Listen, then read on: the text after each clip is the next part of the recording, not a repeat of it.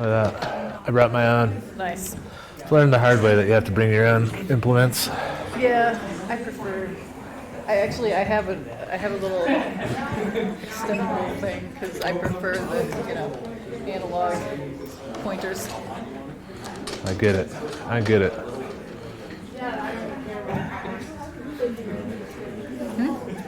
it. Friday at 4. Yeah. So not a bad turnout for Friday at 4. No, well, so Mostly we students. have class. Yeah. That's all We've right. got Katie, Chris, and Brian, faculty. It won't get cold. There. We've got my students. And then we have a contingent of biology students that Cool. were, bribed, I think. Great. Extra credit. Extra credit's good.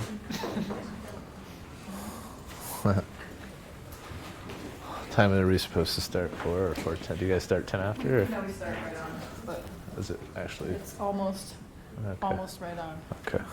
We'll give everyone one more minute. Okay.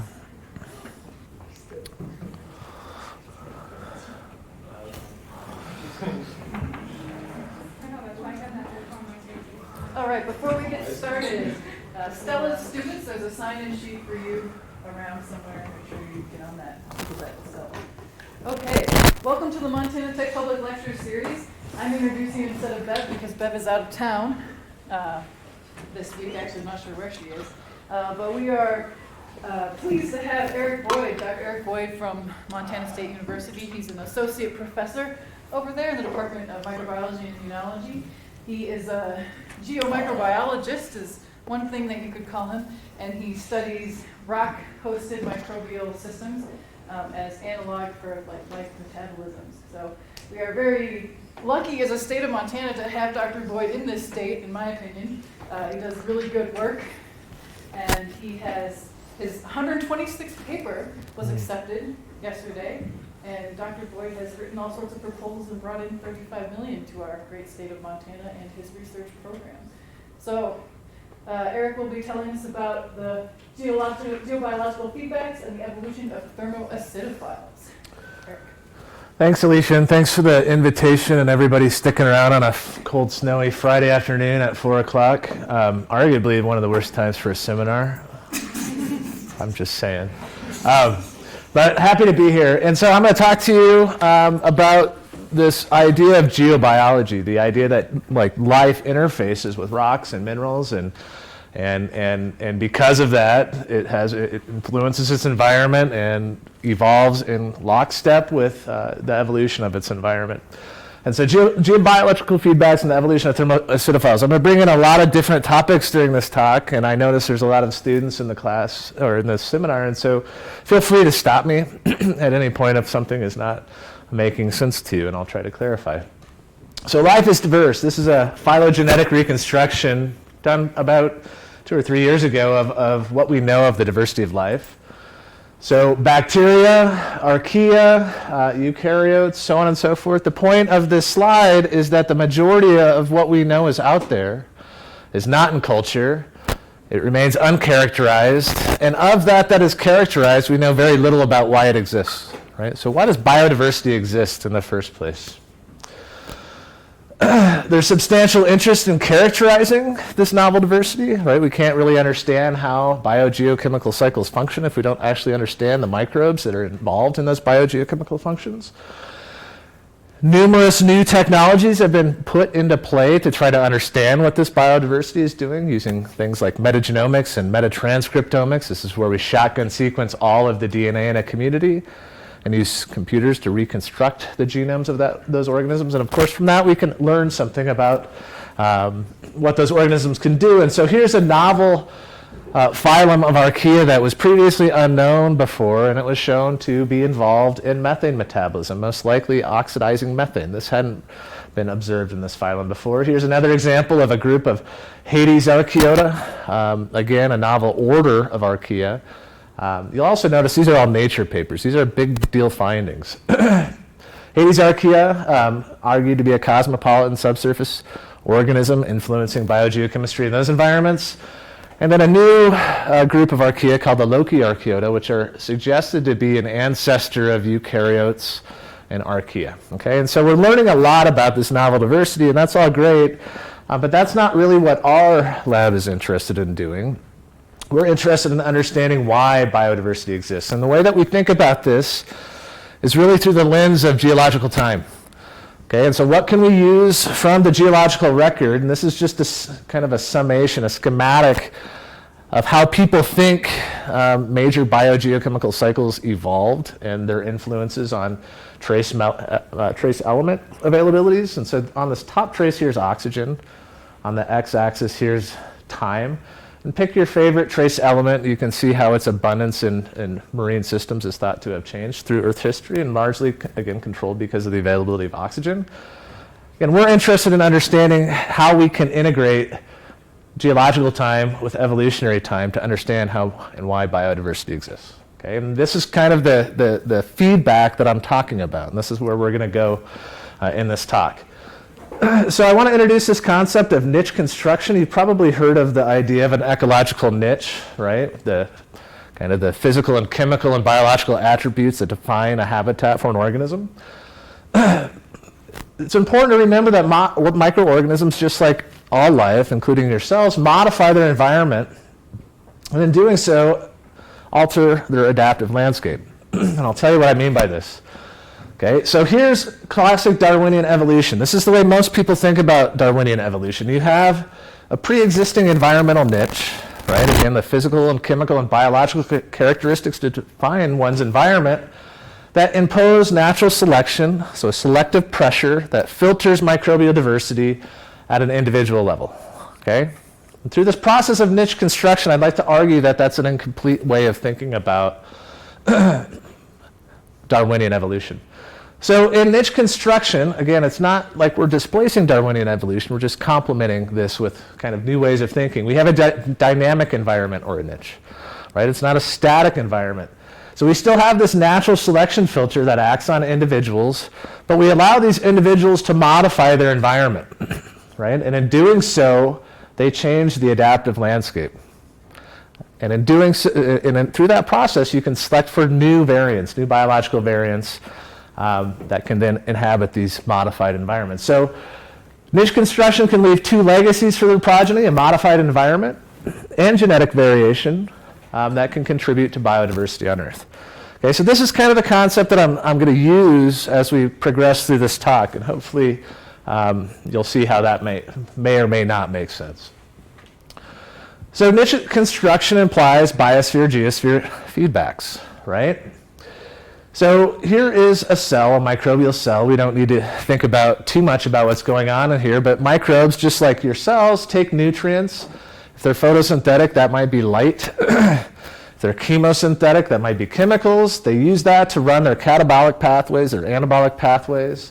And they generate waste, things like CO2 or organic acids. In the case of oxygenic photosynthesis, oxygen. They also generate acidity in the form of protons. And we know that all of these kind of compounds, at least the geochemists here, can drive the weathering of rocks, right? That change the landscape. And so you can have indirect feedbacks as selective pressures on cells. These waste products are also oftentimes inhibitory to these cells too. Okay, so they can also provide more direct feedbacks. Is this making sense? So the feedbacks between these products and the cells drive coevolutionary dynamics between the environment and those organisms at a phylogenetic level. So we study this process in acidic habitats, so things like hot springs, fumaroles, so on and so forth. I'm going to take you to Yellowstone National Park. This is a picture of Cinder Pool, one of our favorite hot springs, that unfortunately no longer looks like this. I think Brian saw it this summer. Yellowstone's a dynamic environment, so you could probably see this playing out in real time in Yellowstone if you had a mechanism of sampling frequently enough. Okay, so taking me to Yellowstone. So for us to understand this process of niche construction, we first need to understand how Yellowstone works. So I'm going to talk to you about the geobiological drivers of acidification, at least in volcanic habitats. I'm going to move from there to talk to you about the distribution and abundance of archaea and bacteria, both single-celled organisms in hot springs in Yellowstone.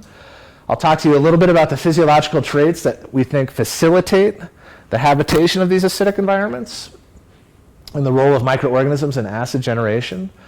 And I'm going to end with some work on the genomics and evolution of acidophiles using both environmental samples as well as cultivars and single-cell genomes. So how does Yellowstone work? So this is, again, just a schematic of kind of the current state of thinking for how Yellowstone works and the generation of acidity.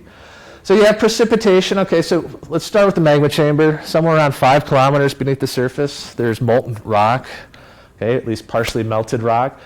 You have precipitation that recharges a hydrothermal aquifer that's in contact with that rock. This hydrothermal aquifer is getting infused by volcanic gases, things like CO2 and sulfur dioxide. Geochemists in the room know that when you inject sulfur dioxide into water at high temperatures, so we're talking, above temperatures of 150 C, this hydrothermal reservoir is estimated to be about 350 degrees C, so well above that. You drive the disproportionation of sulfur dioxide into sulfate, or sulfuric acid, and hydrogen sulfide, okay? As these fluids rise to the surface, right, you've got a bunch of heat. You're going to drive a convective cell. Water rises when it becomes cooler and less dense. Those fluids can undergo a process that we call decompressional boiling. And so think about this as analogous to you opening up a can of soda, right? You release that pressure when you open up that can of soda and all the gas bubbles come out of solution, right? That's CO2 gas.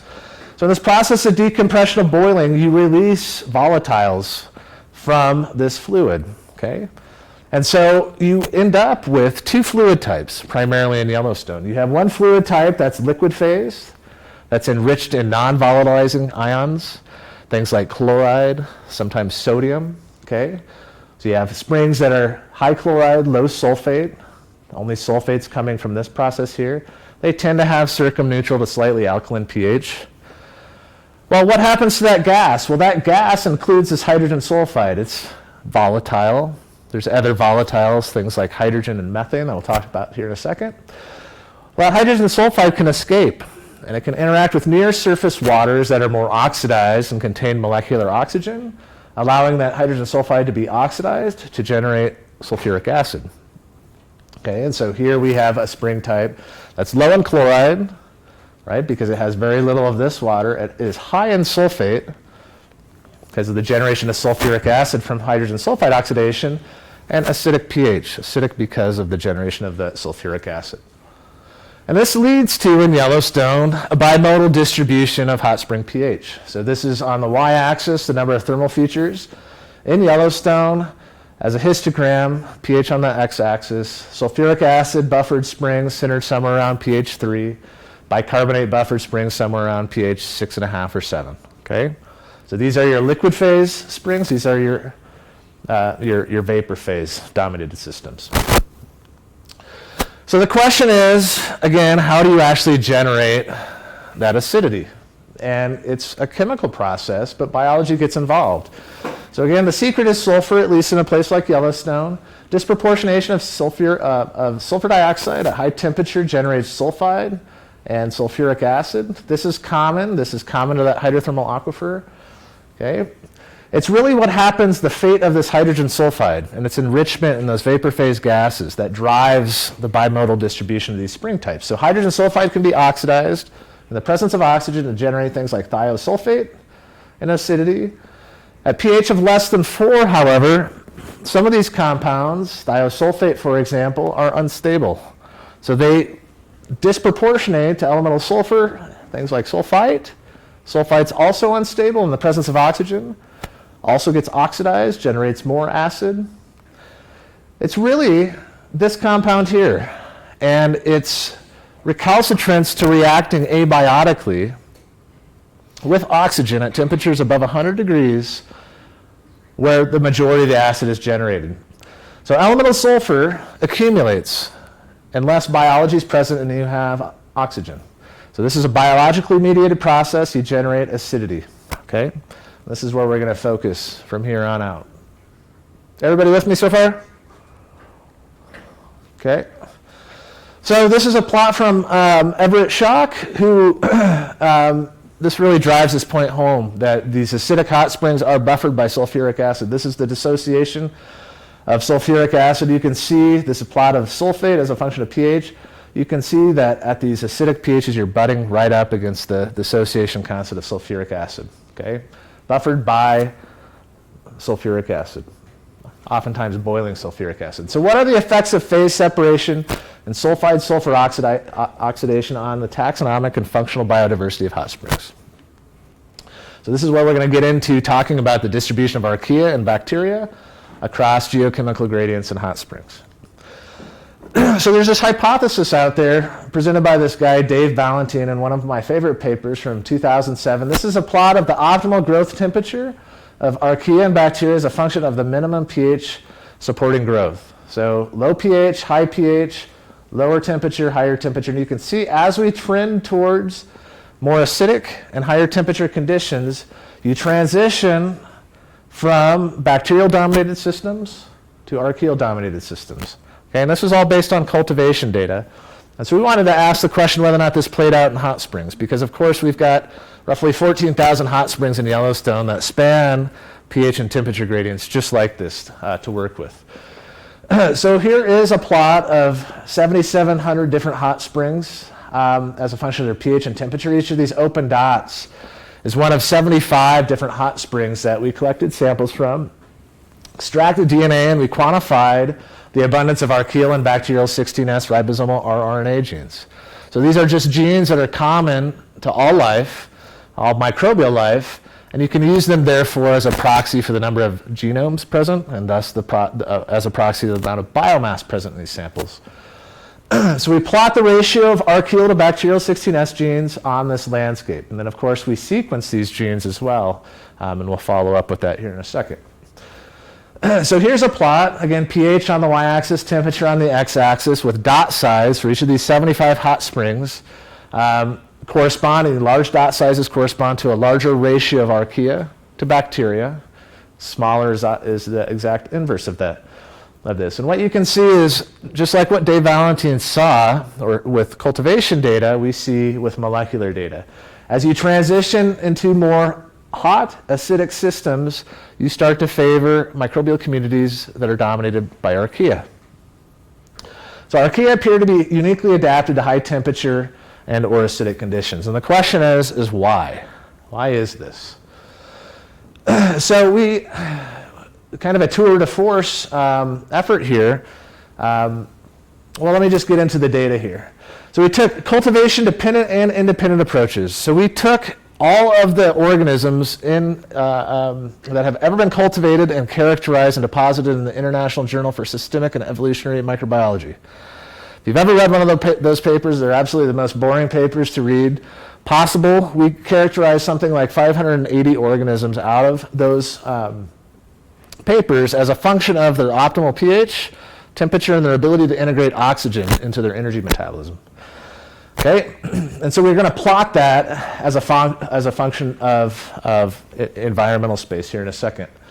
We also took a cultivation-independent approach where we sequenced those archaeal 16S genes from those environments and simply asked, where do we find organisms that are most closely affiliated with known aerobic taxa? So what does the data look like? So 374 strains with available data. These are all archaea. The optimal pH for growth, optimal temperature for growth on the x-axis, and color just denotes here whether or not you're an aerobe or an anaerobe. And what do you see? Well, you see once you drop below about pH 3, you switch from obligate anaerobic metabolisms to only organisms that can use oxygen to grow. Okay? And why is that? Any ideas why that might be the case from undergraduates in the room? What does acidity and high temperature do to a cell? Any ideas? Does that sound like a stressful environment? No? It's Friday at 4? Okay. Very stressful, right? I mean, that's like the most oxidizing conditions that you can get, and you couple that with high temperature. That's a stressful environment. Those organisms need to use something that can provide a lot of energy, right? Oxygen is a great oxidant. We think that this transition here has to do a lot with the ability to integrate oxygen into their energy metabolism to maximize energy yield. We did the same thing with our molecular data, and this is kind of a circular argument because we used that same data on that previous plot to infer what these organisms do. Again, each of these are 75 hot springs that we sampled as a function of their pH and temperature. And all we did here is infer the percent of the community that is expected to be able to integrate oxygen into their energy metabolism. And you can see again, once you transition below pH 3, the majority of those taxa look like they're aerobes. Again, suggesting that they need to run a high energy metabolism to maintain homeostasis, right? To maintain their cellular happiness for those that aren't biologists. So what are the implications of this for the origins of a thermoacidophilic lifestyle? So I just want to summarize where we're at here in part 1. So microbial mediated oxygen-dependent oxidation of, it's not really H2S. We think the majority of H2S oxidation in Yellowstone is an abiotic process. It's really, we think, microbial mediated oxygen-dependent oxidation of elemental sulfur contributes to the acidification of geothermal waters. Acidic hot springs support archaeal taxa that are numerically dominant over bacteria, and they're highly enriched in the capacity to operate an aerobic metabolism. And so hopefully you see where I'm going with this, right? This oxidation of this requires oxygen, okay? And they have to actually use oxygen to inhabit these environments. This is the feedback I'm talking about. So what are the implications of these findings for the evolution of thermoacidophiles and the emergence of acidic ecosystems? So now I'm going to launch into kind of the second part of this, which is using metagenomics and evolutionary methods to look at the evolution of acidophiles and the timing of the evolution of acidophiles, as well as some cultivation genomic data. Everybody with me so far? Plus or minus? Brian is, great. So what are some of the adaptations to acidity? So we have been sequencing a lot of genomes over the last several years. So is Everett Schock's group, that where Brian and Alicia came from, and others. And we compiled all of these. They span actually a wider range of even slightly lower temperature than this now, but up to 93 degrees C, which is the boiling point of water in most of Yellowstone, even more acidic than 2.1, so this is kind of outdated, so something around the order of pH of 1 to up to about 9.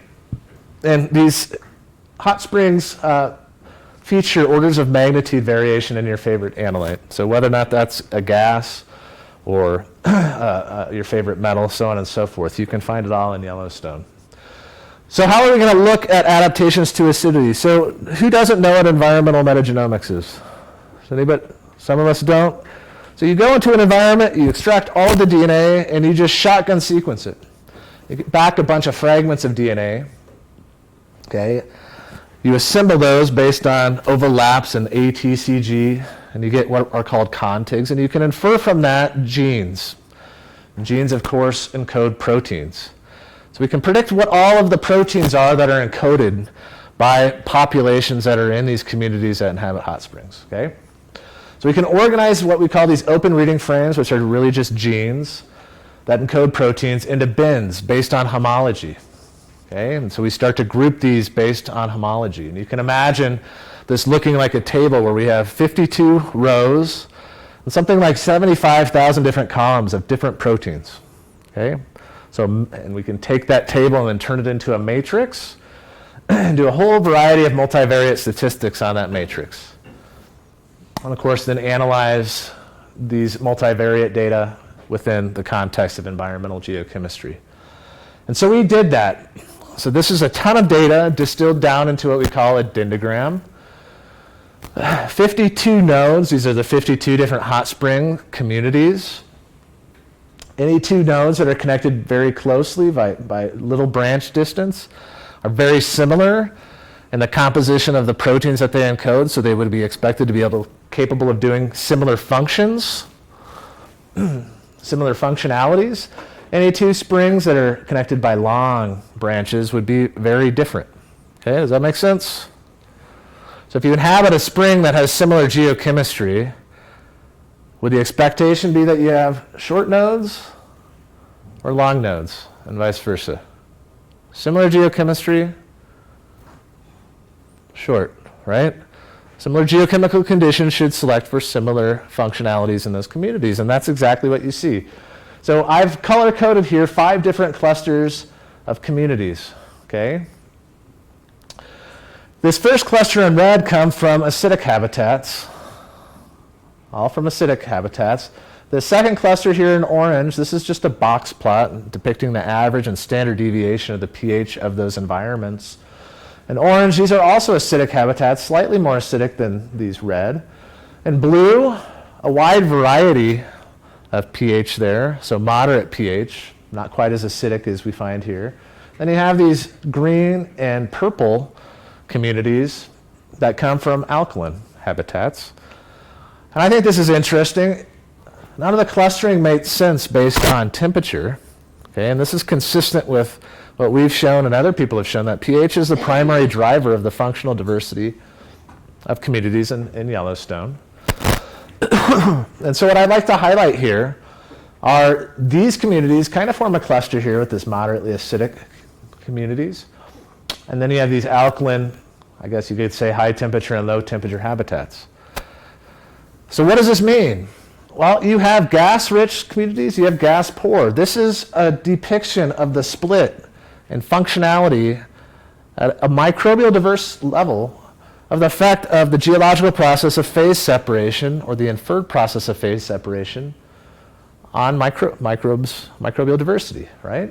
These are the systems that are getting vapor phase gas. When you open up that can of soda, all that gas that's coming out of solution.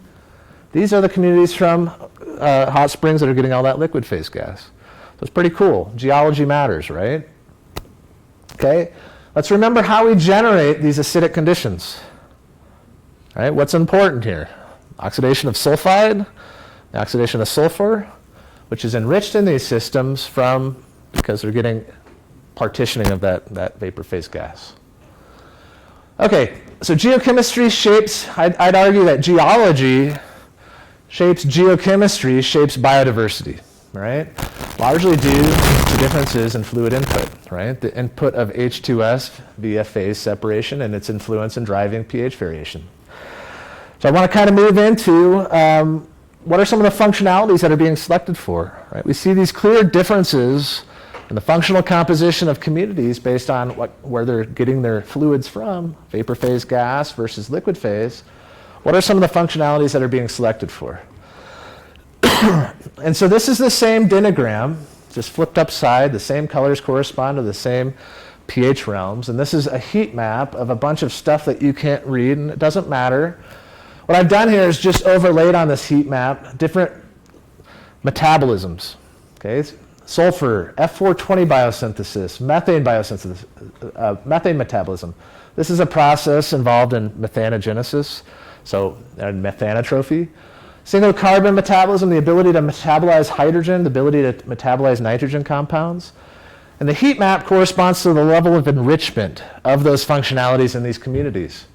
Okay? So again, notice where we're at here. Here's our vapor phase dominated systems. Here are our liquid phase dominated systems.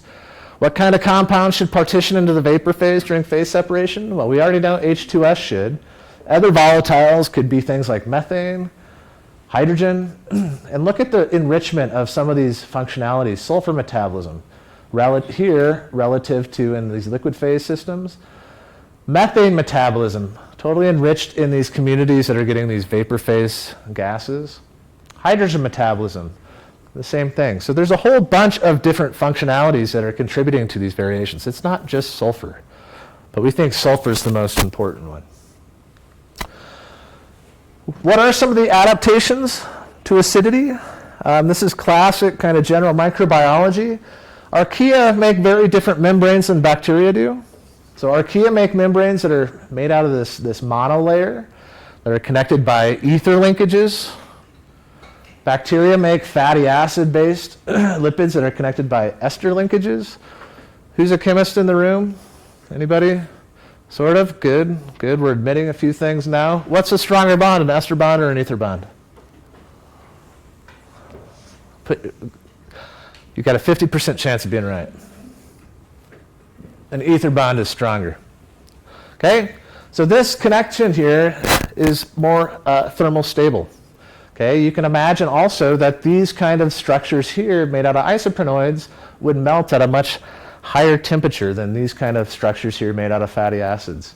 Okay, and that's certainly the case. And so archaea are thought to inhabit high temperature acidic conditions because of their lipids as part of their adaptive strategy, but also other functionalities where they have different proton pumps, osmolyte pumps, okay, to maintain the correct pH in the cytoplasm. So a bunch of different adaptations that I'm not going to go into details with.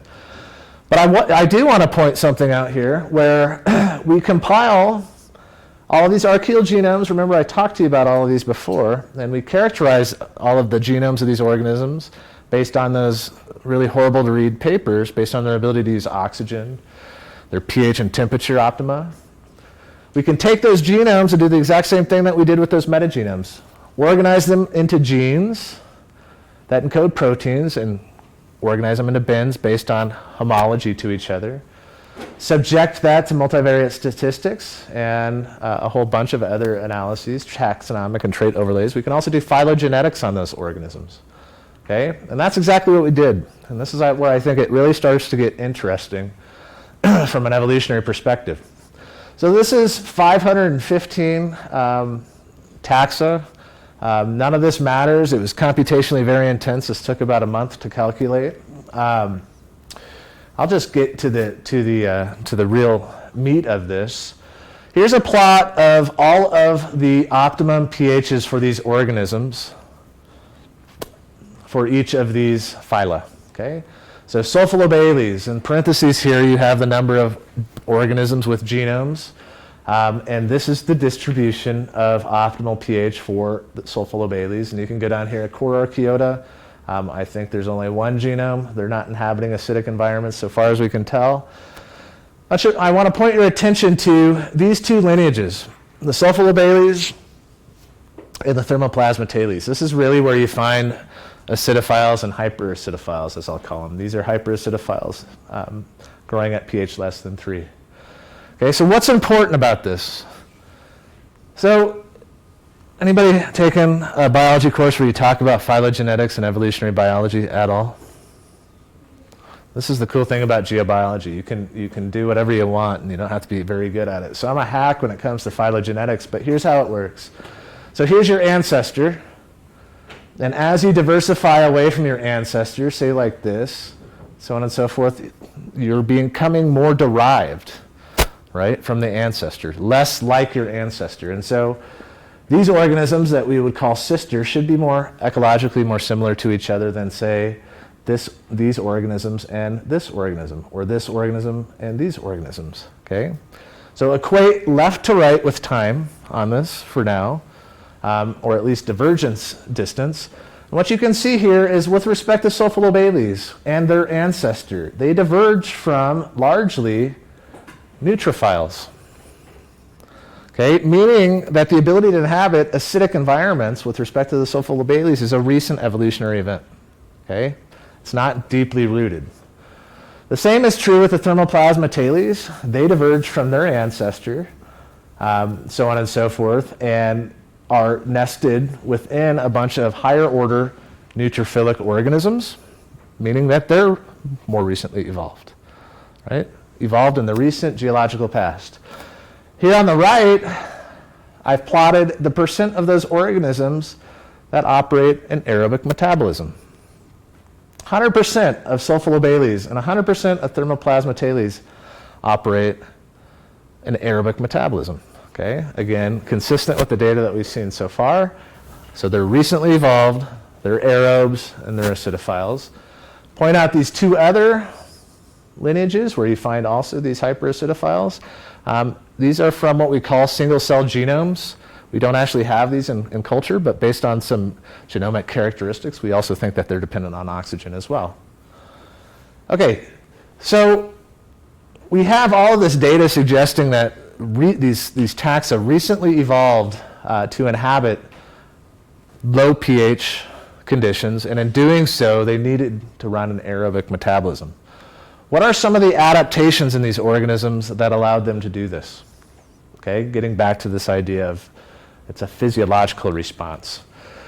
So we took all of the organism's proteins, so again, back to this this matrix that we generated from that table of proteins. And we did what we call a non-metric multidimensional scaling analysis. So this is just an ordination, where any 2 points on this plot would have more similar functionalities than any 2 points on this plot that are distant from each other, okay? What I want to point out, I'm going to go back here to this. Notice how phylogenetically different these organisms are. Okay? They diverged from an ancestor a long time ago. A long time ago, probably somewhere around 3.5 billion years ago. Okay? You would expect, because of the way evolutionary dynamics happen, that they would be very different at a functional level. Right? You should become more distant from your ancestors as you diverge from them. Yet when we do this analysis, what do you see? You see that they actually plot very close in this NMDS space, indicating that they actually have very similar functionalities, very similar protein compositions. Okay? What does this mean? Well, we did another analysis where we compared the thermoplasmatales to their higher order taxa, the sulfolobales to their higher order taxa, to identify proteins that distinguish each of these from those higher order taxa. Okay? Without getting into the details here too much, we found that 138 proteins in the thermoplasmatales distinguish those organisms from the relatives, these guys here. Okay? We looked to see how many of those proteins were also found in the sulfolobales. And we found that a lot of them were. I think somewhere on the order of 30% of them were. Maybe I have that. Yep, so 36, something on the order. Do I have this written up here? Well, it doesn't really matter. A large share of them were also enriched in the sulfolobales. Many of these were membrane associated with like moving solutes across the membrane, which you would of course want to do if you are basking in a concentrated sulfuric acid bath. And permeases, these are things that allow ions to go across the membrane. Okay, we did the exact same analyses with the sulfolobales and the thermoplasmatales. And what you find here is that none of the proteins that you find that are enriched in the sulfolobales relative to their higher order taxa are enriched in the thermoplasmatales. And so what does this mean?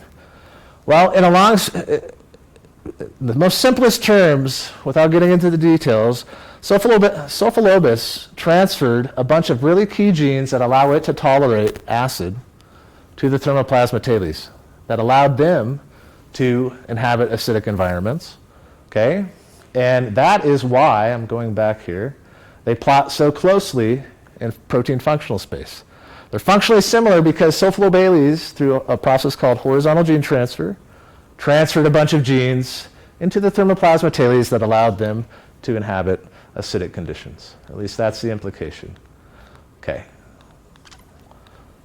So summary part 2, and I'll get into more kind of geology type stuff here. Aerobic hyperacidophiles, those that grow at pH 3 or less, are nested among anaerobic neutrophiles. This indicates that they're recently evolved to respire oxygen. Again, we think that this is because they need to do this to inhabit this pH less than 3 environment. There are at least 4 independent origins for acidophiles within archaea. Okay, this is also another indicator that that these organisms recently evolved to inhabit acidic environments. The composition or the functionality of genomes has been shaped by acidity and the integration of oxygen into their energy metabolism, and a role for horizontal gene transfer and the emergence of acidophiles in the Euryarchaeota. Okay, so that's kind of what we summarize here. What I want you to kind of think about, so again, remember, these are organisms that didn't evolve until comparatively recently. Acidification is driven largely by this biological process of sulfur compounds with oxygen.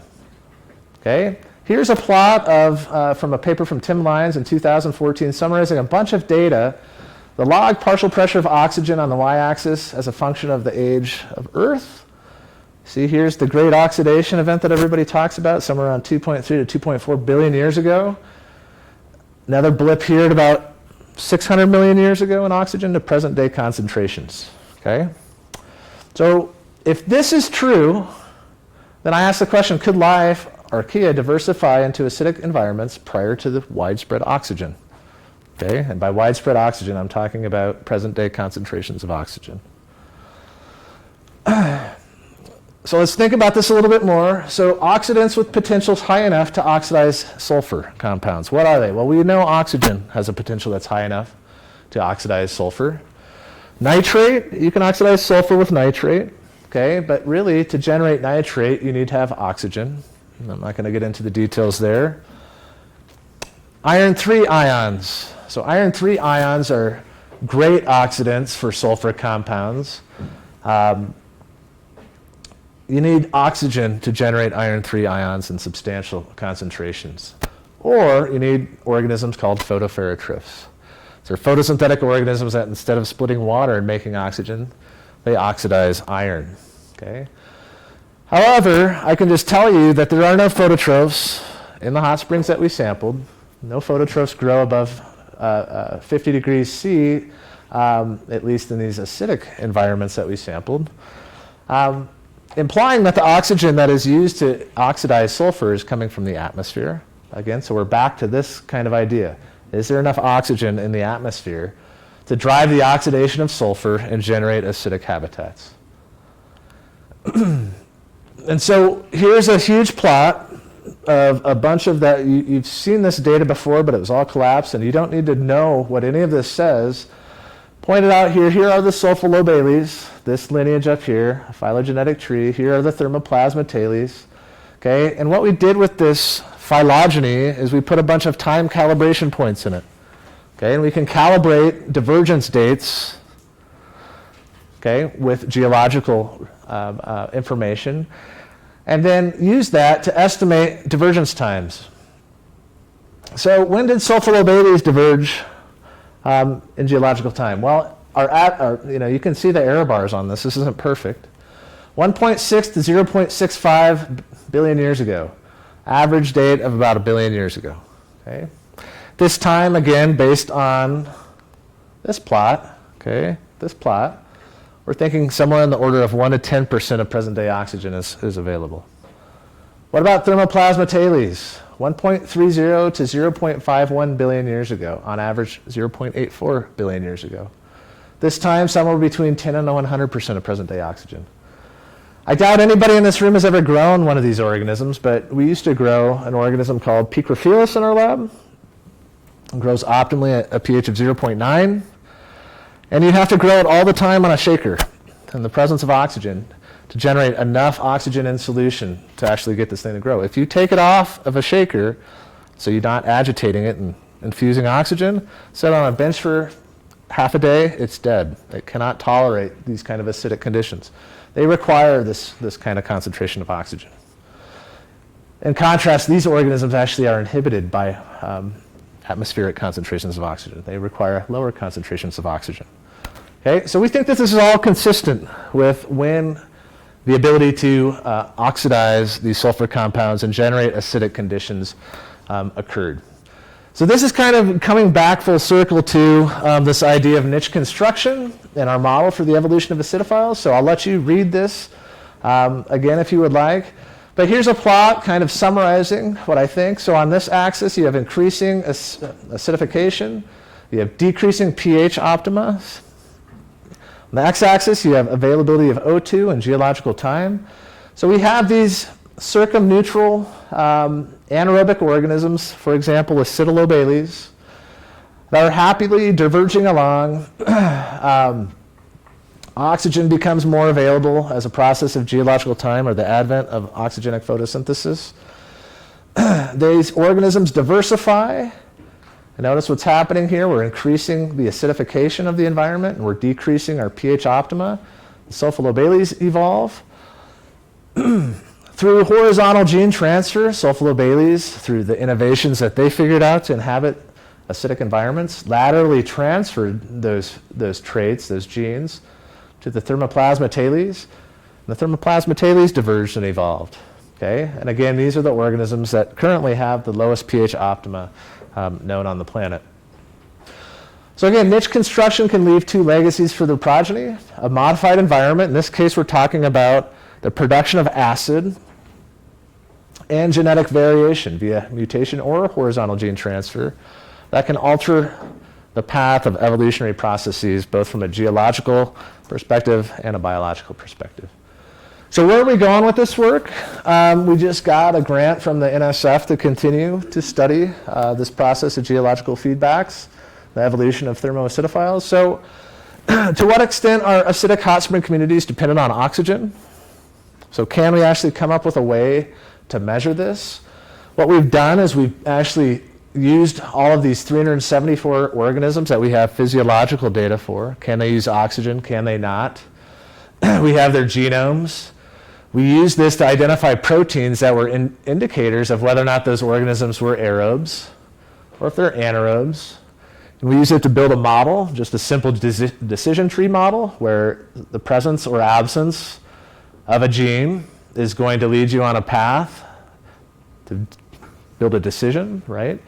Presence or absence of gene 2 might indicate you're an aerobe or an anaerobe, so on and so forth. And so this current model has about 7 or 8 genes in it that are used. When we apply it to our data, so application of this model to our genomes that we have, those 374 genomes, we have a predictive accuracy of somewhere around 95%. Okay, so that's pretty good. It's not good enough. We're continually trying to improve that. But what's cool is we can actually now take this model and we can apply it to metagenomic data. Again, so we take all of a sample of sediment from a hot spring, we extract DNA, we sequence that DNA and use computers to reconstruct the DNA sequence, the genomes of those organisms. What does this look like? So here is what this is actually what this looks like. You have to go in. This is, I won't go into the details here, but you can use different algorithms to figure out which of these fragments of DNA belong to different organisms, genomes within a community. In this case, we have 4 genome bins, a Sulfolobus, a Vulcaniceta, a Cytianus, and another Sulfolobus. We can go back to our original metagenomic reads and map them to these genome bins to get what you would call a rank abundance plot. So who are the abundant members of those communities? And then take that and apply our model, our decision model. And so we did this with just 4 springs. Little Hottie, pH 1.9, 88 degrees. Cinder Pool, we talked about. Pool that Alicia likes, Figure 8, pH 3.8, 62. And Smoke Jumper, slightly more neutral, 62 degrees. Applied our model. And this is what we found. So these are these 4 springs organized as a function of increasing or decreasing acidity. And you can see the most acidic springs are predicted to be almost 100% inhabited by aerobes. As you get more towards neutral conditions, you start seeing anaerobes creep into the community. Pretty cool. The other thing that you see is look at the increase in diversity. N equals 4. That's how many genome bins that we found in those communities. By the time that we generate, we're in pH 5.5 conditions. 154 genome bins. So biodiversity is constrained by acidity as well. Future directions. So we're calculating, quantifying kinetics of hydrogen sulfide and sulfur oxidation in hot springs as a function of temperature, the presence and absence of biology, and the presence of and absence of oxygen. Again, we're trying to always improve our model and apply additional metagenomes. So now we have somewhere on the order of 60 metagenomes that we're applying this model to. And then can we actually go into these communities and sequence RNA, and then take that RNA, apply the model to that RNA, and see something similar, actually maybe even further refine our ability to see how dependent on oxygen those communities are. So with that, acknowledge funding on this, NASA and the NSF, and I just point out that this way of thinking, it's kind of geology, biology through geological time, is also the way that we're thinking about a new grant that Dan Coleman, who did a bunch of this work, myself, Alicia, and Brian just got from NASA. So anybody in the audience that's interested in working on this, you should send us an email because we're looking for students. So yeah, any questions that you might have, I'll field them.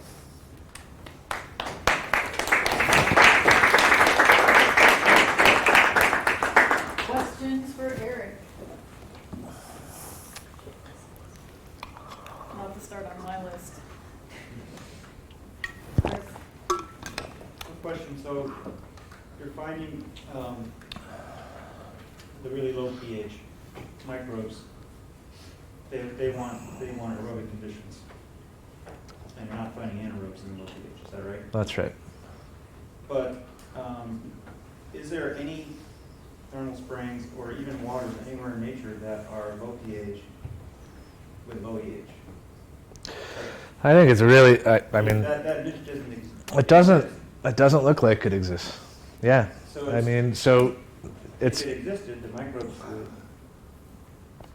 they So- adapt to it, but it doesn't exist. yeah, so To my this, knowledge. it doesn't exist to my knowledge either. And so this is something I actually just had a conversation with a guy the other day about, where, you know, the microbes care about EH, the reduction potential of their environment. I don't know if they do or not. I mean, I think some aspects of their biochemistry are certainly sensitive to reduction potential of their environment, but they do definitely care about whether or not oxygen's around or not, or hydrogen, which is what controls the reduction potential largely. You know, sulfuric acid, which is generated through oxidative processes. And so, you know, could an anaerobe inhabit these environments? I think possibly. And we're looking for that. And we've got some clues that maybe there are some anaerobes in some of these new metagenomes that we've generated. They're not abundant. We don't know if they're active. We don't know if they just washed in or whatnot. But I think it's a really cool way of thinking about it. Other questions?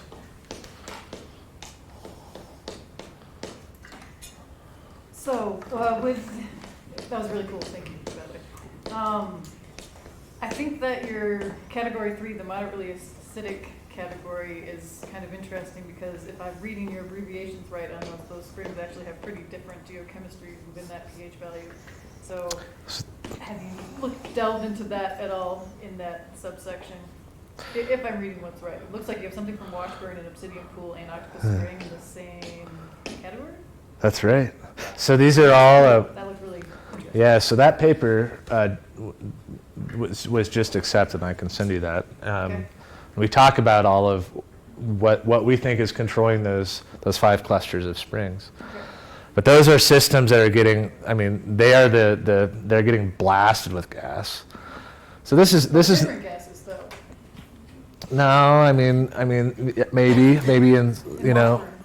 Well, I mean, yeah, but tons of hydrogen, tons of methane. Same is true with smoke jumper, same is true with obsidian. So these are all systems that have extremely high sulfate to chloride ratios. And so the idea is that you've got a ton of gas coming in and interacting with meteoric water on very short time scales because you don't have enough time to develop acidic conditions. They're not acidic, right? They're all kind of pH 5 to 6. And it's this, you know, on that bimodal distribution, they're rare springs. They're hard to find, and you know, I know you guys know this from Chris's work and some students in Everett Schock's lab when these 2 guys were there. They're hard to find. They're understudied, and when we look at them, you wouldn't believe the crazy amounts of biodiversity that we see there. So these are the most diverse springs, and we have a paper that came out in Nature Communications earlier this year where. You can see this. They are the most diverse springs of those 5 spring types, and the reason we think for that is that you think about it. You've got a reduced volcanic gas being expelled from the volcano, right? Mixing with oxidized meteoric fluid and all of the geochemical niches that are, energetic niches that are created support a ton of biodiversity. And it's unique biodiversity. This is where we're finding all these novel organisms that can perform methanogenesis and methane oxidation and ethane oxidation and things like this. So we're on it. Yeah, it seems like, well, just looking at that, it Yeah. seems like the most interesting subset. Well, they haven't been studied because everybody, you know, they're hard to find. I mean, you go to Norris and it's like they're all acidic. You go to, you know, wherever else, they're all alkaline type of things. And you've got to get lucky to find these kind of low frequency springs. Other questions? Nothing? Okay. All right. All right. Well, thanks for having me. Thank our speaker again. And feel free to come up and ask Eric questions afterwards if you would like to. All right.